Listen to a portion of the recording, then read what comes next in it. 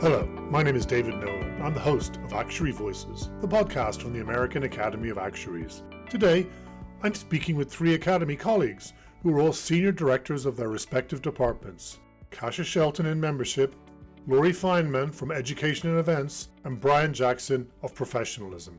We're going to discuss an article that we all contributed to outlining the Academy's priorities in 2026. But before that, I'd like to go to an icebreaker. Brian, what's exciting in your life at the moment? In my life, well, we don't have enough time for that. I'm Mr. Excitement, David. You know this. I think what's exciting in my life is my son just bought a house. He and his fiance in Richmond, they're about an hour away. So we're really excited about that and what that arrangement might bring in the future. So we're excited about that. Awesome. How about you, Laurie? We're planning a trip to South Africa in April. That is very exciting. Yes, we're very, very glad to go back. We've been before, and now we're going to focus on parts of the trip that we shortchanged last time.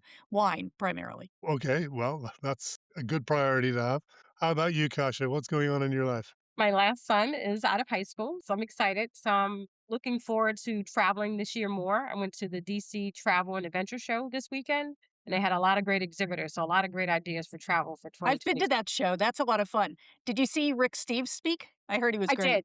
I Yeah. did. We had a bookstore and everything. It was great. That's awesome. Right. I guess what's exciting in my life is our son is got engaged and is getting married towards the end of the year. He is as American as they come, but he's getting married in Ireland, where I am from. So his grandmother is grateful because she'll be able to attend easily. And so there's lots of planning and trips going on for that. So okay, well, that's what's going on in our lives. It all sounds very positive. That's all good. The magazine article that you all contributed to, it's full of lots of strategies and ideas about what we're doing. But one of the key themes I spotted was that it's putting members front and center. That's obviously the most important thing for a member association to do, but it also can be complicated. What do you think members want most from the Academy right now? And where do you think they sometimes misunderstand what we do for them? And Kasia, as our membership guru, I'm going to start that with you. Thank you, David. That's a great question. As a membership organization, even though the Academy's mission is to serve the public and the U.S. actual profession, we are an individual membership organization. So we need to focus on what our members value and what their employers value. I think from a membership standpoint, the recent member value survey showed us that we need to communicate more with our members so they have a better understanding of the benefits and resources that we offer and how to utilize our volunteer opportunities in ways that we haven't done before. We're starting to have more micro volunteer opportunities.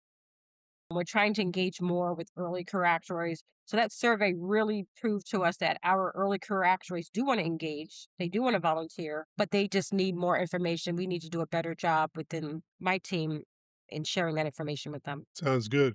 And Brian, from the professionalism perspective, what do you think our members sometimes misunderstand about what we do? That's a complicated question. I think for the most part, our members understand very well what the Academy does on the professionalism side of the house and what we do for the profession. I think they understand, that the Academy serves as a structure for the self-regulation processes that allow them, the actuary, to work as they do now in this current situation under an environment where the standards of practice that they must follow are drafted by actuaries, their peers, as opposed to, laypersons or legislatures who may misunderstand or not, draft appropriate standards of conduct, practice, and qualification. So our members understand the Academy does that. I think what they misunderstand sometimes is the importance of their role, their individual role in maintaining that status and how the Academy can actually help them in their individual role support this whole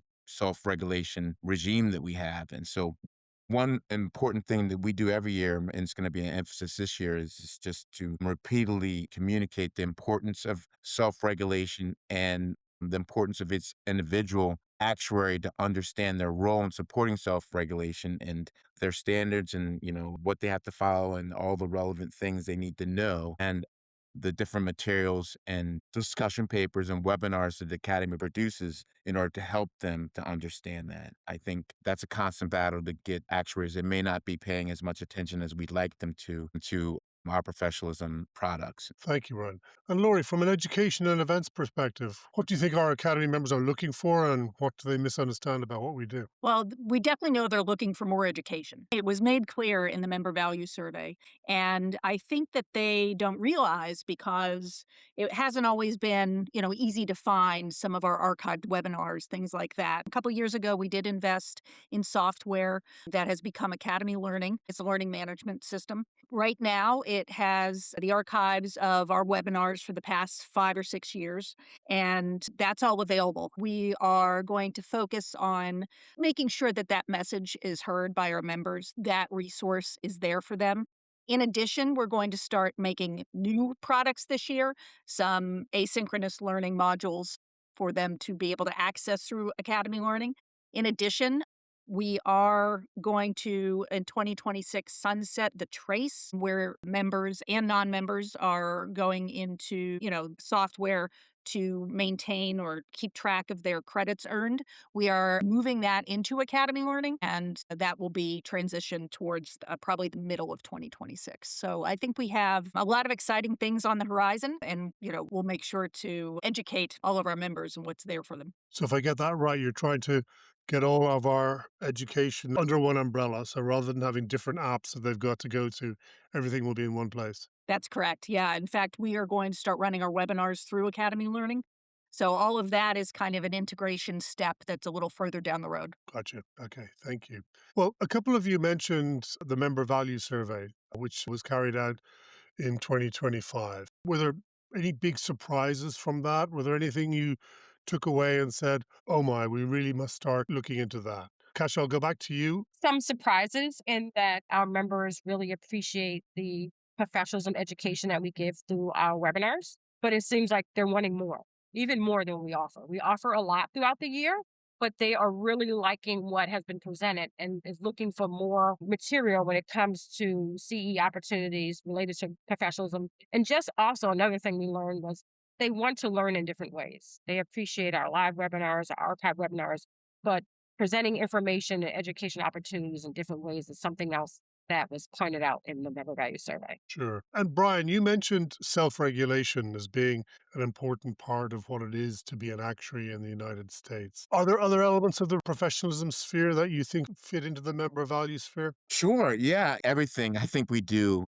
it fits under, the broad umbrella of self-regulation and protection. But yeah, as far as the academy's fears, what we do, I mean, the academy provides, like I said, the infrastructure, and I think the member value from the professionalism side is the academy, produces the code or maintains the code of professional conduct and enforces the code. And the academy is the home of the ASB and the ASOPs. As far as qualifications is concerned, the academy houses on the COQ. And so that's the value that the professionalism part of the academy provides the member and that houses the professionalism infrastructure. That's a huge member benefit and profession benefit as well. And is it unusual for a profession to be self regulated in the US? It is and it isn't. I think the question is the degree of regulation from the profession. Lawyers, doctors. I'm a lawyer and we claim as a profession, yeah, we're self-regulated. But, how much of what we do as lawyers is self-regulated? I mean, we get to make some of our rules, but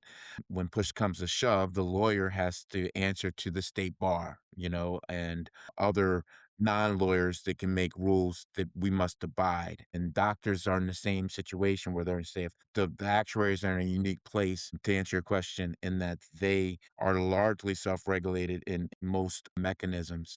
And that's quite unusual. Laurie, you mentioned in your first answer, and Cassia's just mentioned that our members are looking for more education. What can you do to help encourage our volunteers? Because we do rely on our volunteers to provide the vast majority of our education. What can you do to help encourage them to provide more of it? Well, we work very closely with the Committee on Education and with all of the councils on trying to support their creative thinking on what their members are looking for. And, when Kasha mentioned that our members are looking for different types of education, everybody kind of absorbs things in different ways, and they're looking for a variety of options. This year we have 8 in-person events planned, and we'll have dozens of webinars, and we will have this academy learning content available to them. They're looking for engagement, they're looking for new information. We are going to be better at reacting quickly, turning things around quickly. We use webinars as kind of a rapid response kind of education, whereas the asynchronous modules and the in-person learning has a lot more lead time and needs more planning. So just mixing it up for them and keeping it interesting. And to clarify from me, asynchronous content refers to content that is sort of evergreen and available to access at any time you want to Correct. use it. Right. Yeah. And tell me, is 8 in-person events, is that a couple more than we normally would have? Yeah, actually, it is. We've got a couple of new things on the horizon. We're doing the Insurance Investments Summit for the second year because it was such a big success last year. We have a health summit this year in April that we didn't have last year. So, yeah, we have some additional content coming. I look forward to seeing that in the coming months. Let me take a moment to remind listeners that you're listening to Actuary Voices, the podcast from the American Academy of Actuaries. On this podcast, we talk to Academy volunteers and leaders, as well as friends of the Academy, about what excites them about their work, both professionally or as an Academy volunteer. And don't forget that on March 9th, the Academy is hosting the inaugural Spring Policy Summit here in Washington, D.C., which will provide actuaries with a focused opportunity to deepen their understanding of the policy landscape during a pivotal midterm election year. Please subscribe to Actuary Voices on your preferred podcast platform. And now, back to my conversation with Kasia, Laurie, and Brian. Brian, there are enormous professional obligations on actuaries, not just Academy members, but all actuaries. Is there any message you'd like to give to our members about their professional obligations and how the Academy may be able to help them in ensuring they keep close to those? So, yeah, I don't want to say anything that might imply that actuaries don't already know about their professional obligations. One of the things that I quickly learned after coming to the academy in 2012 is how conscientious the actuary is about, learning what their obligations are and their professional responsibilities. I would say 99.9% of the actuaries already do know their obligations and take them seriously. I think what I would want to communicate is that, the academy staff and specifically and more importantly, the academy volunteers who serve in the professionalism area are very much willing to assist in helping the actuary to understand their professional responsibilities and obligations. And then we do that well. And on that note, I'll point out that the Actuarial Board for Counseling and Discipline, the ABCD, on that line, we talk about this all the time. They have a request for guidance program where an actuary can call them and an ABCD member in their practice area will respond to them within 2 days and talk to them in a confidential manner and address any problem they might have, any misunderstanding about their professional obligations they might have, and sit with them and talk to them for as long as they need to be talked to until they understand their obligations. And I think that's such a great service that the ABCD does through the academy. And that's the one thing that I would say, and I do say to any actuary, there's no reason to not know or to say, I can't figure it out, because we do have resources here to help the actuary to figure it out and understand their obligations. Sounds good. Thank you. And Kasia, does that match what you hear from newer actuaries as they? Like Brian mentioned, actuaries seem to be very conscientious. When we go to events, we see that we get a lot of questions. We have the code of conduct book out for them to grab, and those go quickly. They want to have that accessible to them. And they will ask questions to us, and we'll bring that back to the professionalism team. We get a lot of member inquiries in general, asking about the USQS. The Academy has done a really good job in, like, most actuaries will reach out to the Academy, but we give lots of different avenues. We have the Academy booth, we have different forms on the website. The USQS has a form where you can fill out and ask questions, and the professional team manages that. The membership department has that. And we do get a lot of inquiries because people want to make sure they're getting it right. They're just not on their own. They want to get confirmation from those that are educated and really involved and have the expertise to get their answers. They don't want to assume they got it right. And Laurie, does that reflect your experience in the Academy webinar space, that we get lots of questions and comments along those lines? Yeah, and not just in webinars, in-person events too. I laughed when Kasha mentioned the code of conduct because we take that on site to all of our meetings and they disappear instantly because people like to have multiple copies. They like to have it in their hands. Yeah, it's the questions are always on point. It engenders conversation. And even if, it's a webinar and people are asking questions directly and it's not, the question is read by the presenters in the webinar, but we have a lot of groups who attend our webinars, so we know that the conversation is happening in the room with the groups while they're watching the webinar. So there is so much opportunity, I think, for us and ABCD and ASB to support all of this. It's coming through a lot of what you're saying is that we rely heavily on our volunteers. Kasha, have you got some plans in place for 2026 to improve the volunteer experience? Yes. So this year, we're going to be dividing up the webinar by topics and content to be able to be consumed easier. If you want to focus on a certain area of the webinar, whether it's the conflict of interest as a volunteer, or there's a policy within the volunteer space, that they can just click on that, listen to that 2 or 3 minute clip within the webinar instead of trying to watch the entire webinar or try to find out where that is in the webinar. So I'm really excited with our volunteer manager is going to be really trying to find ways to not just have these hour-and-a-half webinars, but lots of different resources from reading material to short clips. So I'm excited about that for 2026. Sounds good. Brian, Laurie, is there anything in your areas of work that you're planning on doing for volunteers? And that is a good question because, like you said, volunteers are everything to the academy, to the profession, and the way we have this set up. And because I hate to be a broken record, but the self regulated nature of this profession requires the input of the practitioners, and the way we do it, they do that through volunteering at the academy, through the professionalism, the ASB, the ASB, the COQ, that kind of thing. And so what we try to do for our volunteers is to make it as easy as possible for them to do what they need to do to address the standards, to maintain the standards, to enforce the standards, all those things. I think that is what we spend most of our time thinking of. How can we make it easier for the volunteer to do? Yeah, and what we're doing in events, we actually are fortunate to be able to add a staff member this year. And that person's job is going to be support volunteers as they're creating content for events. Great. Is there one tech improvement that you're really looking forward to in 2026? Laurie, you mentioned a couple, so I probably won't come back to you. But Brian, Kasha, are there any tech changes in your areas of work that you're looking forward to? Gosh, I'll let you go first. I think for 2026, it's using the technology that we have currently better. In years to come, we're going to have new technology when it comes to our AMS system. But when it comes to what we currently use, like Academy Connect, connecting with Lori and her team and how we can possibly use Academy Connect and Academy Learning better. Academy Connect, for those members that are not familiar with it, because it's currently being used only by volunteers. It's an online community that we have released to volunteers to use to communicate and to talk to each other and to share resources. In the future, we want to use that for new members when they first join to be able to connect with us, to share more resources, and then working with Lori's team on Academy Learning on how we can create our own modules that a new member can go through or a new volunteer, almost creating like a course them to follow and go through is something that I would love to explore initially in 2026. Sounds good. Brian? Yeah, we're very similar to Kasha in that the professionalism side of the house, we're not looking at new technology, but we are closely looking at the current technology, specifically Academy Connect and Box, to utilize that,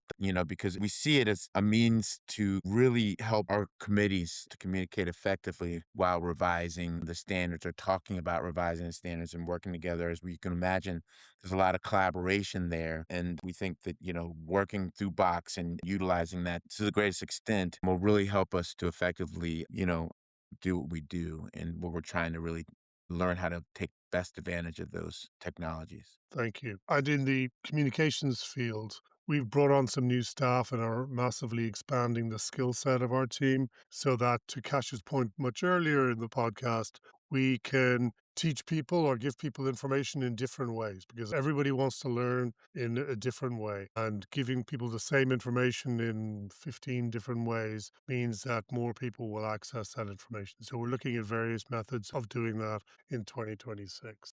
So What we're doing for this year is the previous guest has asked a question, and I'm going to put that question to you three. Our last guest asked us, what's the one thing that you wish people knew about the Academy that you don't think they do? And I started off the podcast with Kasia, so I'll go to Brian now. Can I go last? I Lori, got let's one. go. I got one. You got one. Okay. I think that members don't realize how much the Academy cares. And, I've been in the association space a long time. I've worked with a lot of different associations. The Academy, the staff, the volunteers just really deeply care about the members and really deeply care about what the products that we offer. We are, meeting those quality standards that we're meeting. That's something that is just very, very high at the Academy. And I want people to know that. Great.